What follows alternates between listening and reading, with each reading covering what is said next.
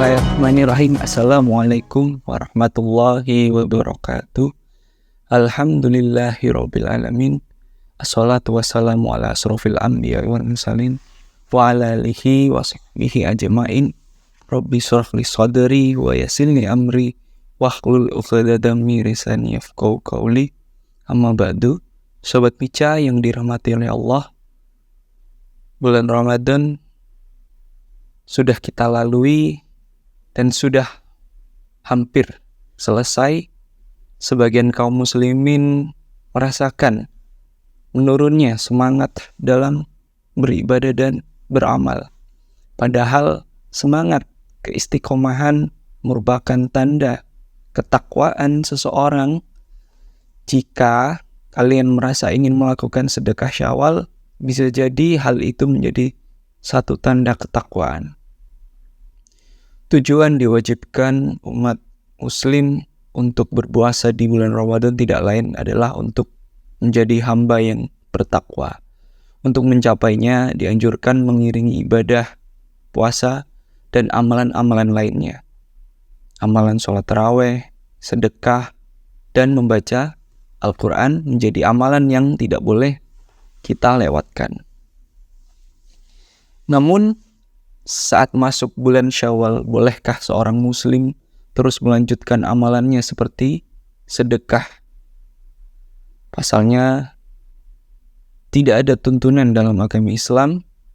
Amalan yang dilakukan seorang muslim bisa jadi akan tertolak.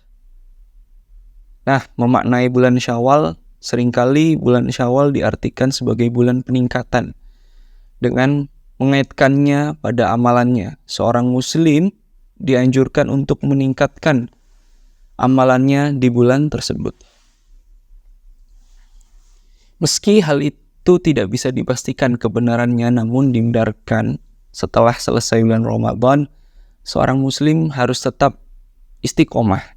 Bahkan akan lebih baik jika keistiqomahan tersebut berdampak pada peningkatan dalam beramal. Bulan Syawal merupakan bulan ke-10 dalam kalender Hijriah. Tetapi namanya telah dikenal jauh sebelum datangnya agama Islam. Orang-orang jahiliyah memahami bulan Syawal memiliki kaitan erat dengan unta. Ibnul Alan Asy-Syafi'i mengatakan penamaan bulan Syawal itu diambil dari kalimat syalat al-bil yang maknanya unta itu mengangkat atau menegakkan ekornya. Syawal dimaknai demikian karena dulu bangsa Arab menggantungkan alat-alat perang yang mana sudah menjadi tanda mendekati bulan-bulan haram, yaitu bulan larangan untuk berperang. Melalui isyarat unta tersebut, orang jahiliyah beranggapan bahwa bulan Syawal sebagai bulan penuh kesialan. Tetapi setelah datang agama Islam, Rasulullah menganjurkan umatnya untuk beramal di bulan Syawal. Bahkan beliau mencontohkan sendiri dengan menikahi istri beliau di bulan tersebut.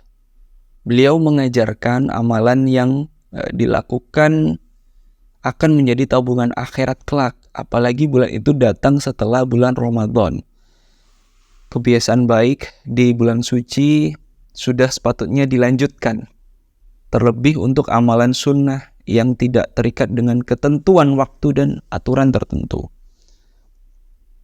Bulan Syawal menjadi pembuktian.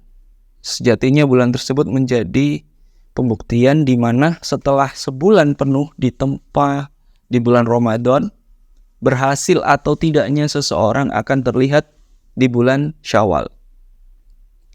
Seseorang yang kembali enggan beramal atau bermalas-malasan dalam beribadah menjadi bukti dirinya telah gagal.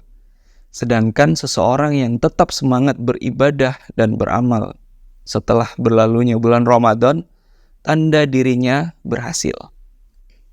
Di bulan Syawal dan bulan setelahnya, jika tetap ringan beramal dan beribadah menjadi bukti takwa telah tertanam pada diri kita. Ketakwaan tidak hanya terpancar dari aktifnya seseorang mengikuti tradisi sedekah Syawal, namun pada keistiqomahan dalam beramal dan beribadah. Kepada amalan wajib, orang berhasil mencapai takwa akan melakukannya dengan senang hati. Tetapi amalan sunnah, orang yang bertakwa akan menjalankannya dengan ringan dan penuh antusias. Ketika masuk bulan Syawal, memang tidak ada amalan wajib yang harus dilakukan umat Islam. Namun, dalam bulan itu terdapat banyak sekali amalan-amalan sunnah yang harus kita lakukan. Salah satu yang Rasulullah anjurkan adalah puasa 6 hari di bulan Syawal. Man shoma Ramadhana wa sittata ayyamin ba'dal fitri kana tamamas sanati. Barang siapa yang berpuasa selama Ramadan lalu melanjutkannya dengan 6 hari puasa saat bulan Syawal, maka seperti berpuasa setahun penuh. Hadis riwayat Muslim. Selain amalan puasa Syawal, tentu kedudukan amalan sunnah lain juga tidak kalah pentingnya untuk terus kita laksanakan. Apalagi jika amalan-amalan sunnah itu telah biasa dilakukan pada bulan Ramadan. Meninggalkannya setelah bulan Ramadan tentu menandakan ketidakseriusan. Nah, sedekah Syawal, adakah tuntunannya? Secara khusus tidak ada dalil yang mengkhususkan sedekah hanya bulan Syawal. Amalan itu sejatinya merupakan amalan umum yang tidak terikat aturan baku di bulan-bulan tertentu. Oleh karenanya, mengadakan acara sedekah khusus di bulan Syawal, terutama dibarengi dengan tradisi yang tidak sesuai dengan syariat Islam, tentu tidak dianjurkan.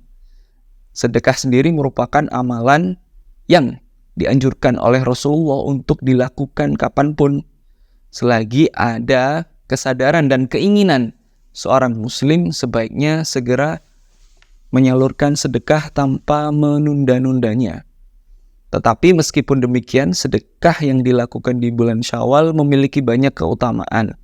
Selain menguatkan rasa empati antar sesama, bersedekah di bulan itu menjadi barometer seseorang dalam mengutamakan anjuran Rasulullah SAW. Suatu ketika beliau mengatakan, yang mana, wahai Aisyah, halangilah dirimu dari neraka meskipun dengan sebiji kurma. Karena hal itu bisa menutupi orang lapar dari rasa laparnya. Hadis riwayat Tabrani. Rasulullah memerintahkan kepada istrinya untuk sedekah meskipun dengan sebiji kurma. Nah, karena luasnya kasih sayang beliau, anjuran kepada istrinya juga berlaku kepada umat-umatnya. Pada dasarnya, keajaiban sedekah rutin tidak hanya menghalangi seseorang masuk ke dalam neraka. Keutamaannya begitu besar, tidak hanya ketika di akhirat kelak, keutamaannya juga akan mendatangkan keberkahan dalam kehidupan kita di dunia. Jika di bulan biasa saja sudah rajin bersedekah, akan lebih baik sedekah di bulan Syawal itu kita tingkatkan. Selain karena ketakwaan yang diperoleh dari berpuasa di bulan Ramadan, keistiqomahan dalam beramal merupakan hal yang disukai oleh Allah meskipun terlihat kecil.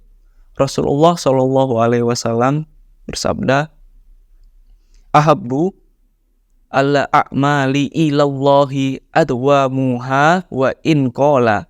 Amalan yang paling dicintai oleh Allah adalah amalan yang rutin dilakukan meskipun sedikit. Hadis riwayat Al-Bukhari. Demikian yang bisa saya sampaikan. Fi sabilil haq astabihul khairat. Wassalamualaikum warahmatullahi wabarakatuh.